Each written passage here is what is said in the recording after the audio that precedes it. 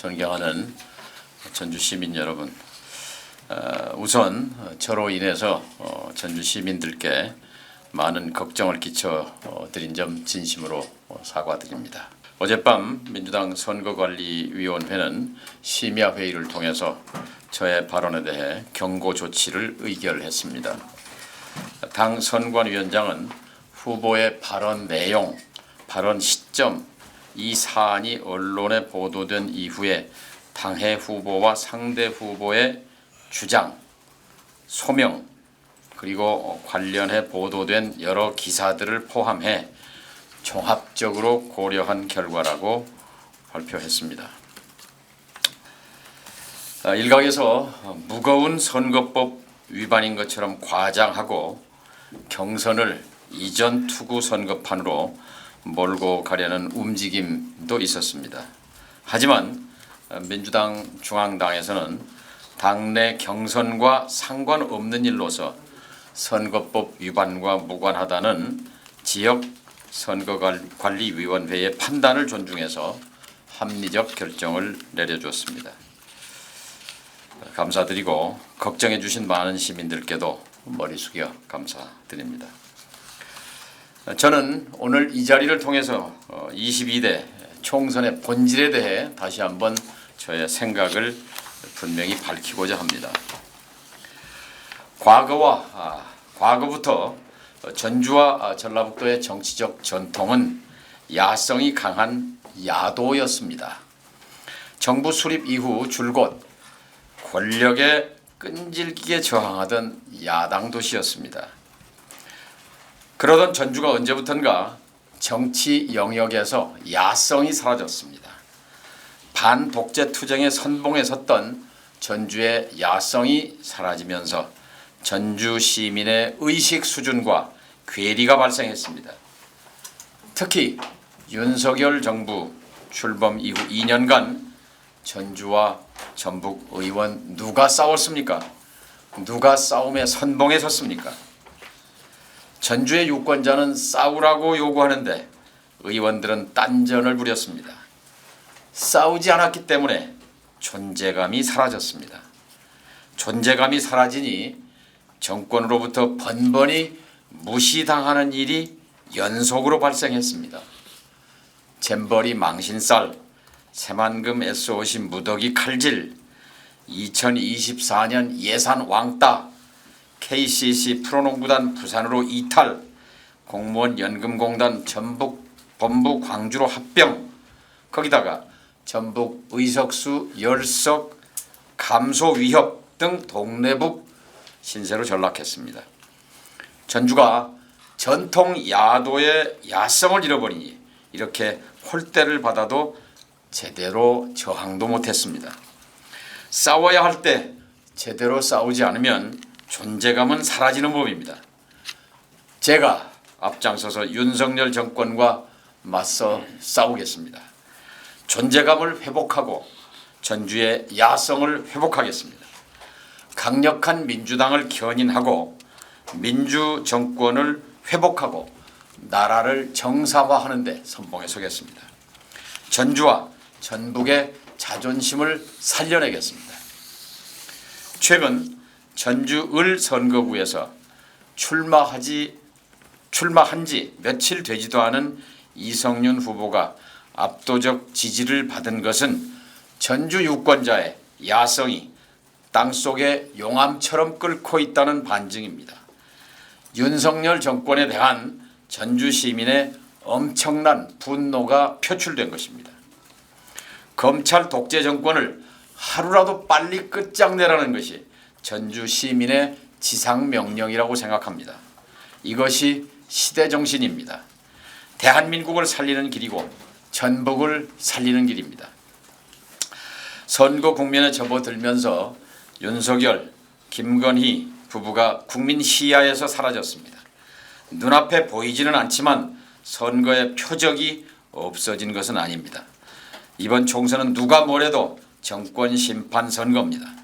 민주당이 내건 선거 구호 못 살겠다 심판하자가 바로 시대정신입니다. 동시에 이번 총선은 정권 차원의 무자비한 총공격으로 상처받은 야당 지도자를 보호하고 지켜내는 선거입니다. 자기들 편은 무슨 죄를 지어도 무혐의이고 자신과 겨루었던 정적은 모든 수단과 방법을 동원해 제거하려는 정권은 명백하게 반민주적 독재 정권입니다. 이런 정권과 맞서 싸우라는 것이 전주 시민의 명령이요 국민의 요구라고 생각합니다. 저는 18년 전 이재명 대표가 정치를 시작할 때부터 지금까지 한결같은 동지애로 함께 걸어왔습니다. 10년 전에 성남시장 선거 때는 이재명 시장이 시장에 머물 사람이 아니라 머지않아 경기도지사를 거쳐 지도자로 성장할 사람이라고 응원 연설을 한 기억도 있습니다. 이재명 대표는 조금 더 나은 세상을 꿈꾸며 정치를 하는 사람입니다.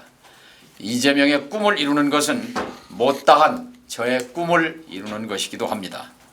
22대 국회에 들어가면 상처받은 이재명 대표를 보호하고 이 대표를 중심으로 민주당을 강력한 야당으로 견인하겠습니다. 야당 도시 전주의 전통을 회복하겠습니다. 정동영이 전라북도 의원 10명의 팀장이 돼서 윤석열 정권을 끝장내는데 최선봉에 서겠습니다. 감사합니다. 중앙당 선관위의 결정은 어떻게 보시나요? 합리적이라고 보시겠죠? 전주 덕진선관위가 이것은 경선과 관련된 시점 또 내용이 아니고 일반 여론조사와 관련된 것이다. 그러니까 경선과 무관하다라는 판단을 내렸음에도 불구하고 이것을 마치 중대 범죄인 것처럼 특정 언론에 유포하고 또 이것을 대량 또 발송하고 한 그것은 선관위가 명백하게 불법이라고 지적했습니다. 그 점을 유의해 주시기 바랍니다. 어찌됐든 여론조사에 대한 그런 부분에서 신뢰도에 대한 문제도 많이 떨어진 것은 사실이지 않습니까? 그런 부분에 대해서는 또 어떻게 생각하시는지. 다시 한번 저의 발언으로 무리를 빚은 것에 대해서 죄송하게 생각합니다. 선관위의 판단이나 이런 것들은 이제 첫 번째 이 고발건에 대한 판단이었다고 생각을 하고요. 두 번째는 이 자리에서 이제 의미였다라고 말씀하신 그 부분에 대한 허위사실 유포 여기에 대한 해명은 사실은 없었습니다. 여기에 대해서는 어떻게 보십니까? 당시 이제 주제가 그게 아니었는데 갑작스런 그날 정책 발표였죠. 혁신도시에 관한 정책 발표를 진행하는 중에 저는 느닷없는 질문이었습니다. 근데 저는 경선에 시작된 이후에 뭐 그런 기억이 없기 때문에 그렇게 말씀을 드린 것입니다. 그리고 이제 전주 경선이 얼마 남지 않았거든요. 네. 그래서 뭐 좀 상대 후보에게 제안하고 싶으신 여기서 보면 네거티브를 하지 말자 이렇게도 말씀하셨는데 예. 말씀하시면 글쎄요, 김성주 의원 후보는 훌륭한 분입니다. 훌륭한 후배죠. 근데 또 맨 처음에 네거티브를 하지 말자 하는 제안을 먼저 한 걸로 기억을 합니다. 훌륭한 제안이었다고 생각하고 그 처음 정신으로 계속 가기를 바랍니다. 문제 없을 걸로 지금 보고 계신가요? 하여튼 덕진 선관위가 경선과 상관없는 일이다. 이렇게 만일 문제가 있었으면 선관위가 고발하거나 그랬겠죠. 근데 선관위에는 신고조차 안 된 일 아닙니까? 그것도 이상한 일입니다. 왜 선관위에는 신고를 안 했을까요? 그걸 아는 거 아니겠습니까? 선관위에 신고해봤자 선관위의 반응은 그럴 거다. 그렇게 추정이 됩니다. 오늘 여러분께 드린 말씀은 이번 선거의 본질이고요. 그다음에 전주는 자랑스러운 야도입니다. 야성도시. 정권이 이렇게 폭주하는데 전주가 선봉에 못 선다는 것. 투쟁은 광주가 하는 거고 전주는 따라가는 도시가 아닙니다. 전주가 맨 선봉에 섰던 도시입니다. 그 야성을 회복하는데 정동영이 선봉에 서겠다는 그런 선언을 한 것입니다. 그리고 그 힘으로 침체된 전북, 침체된 전주를 살려내겠다 하는 말씀입니다. 존재감이 있어야 말이 먹힐 것 아니겠습니까? 정동영은 당선되는 순간부터 전주의 존재감 그리고 야당의 존재감을 확실히 세우는데 분명한 역할을 하겠습니다. 감사합니다.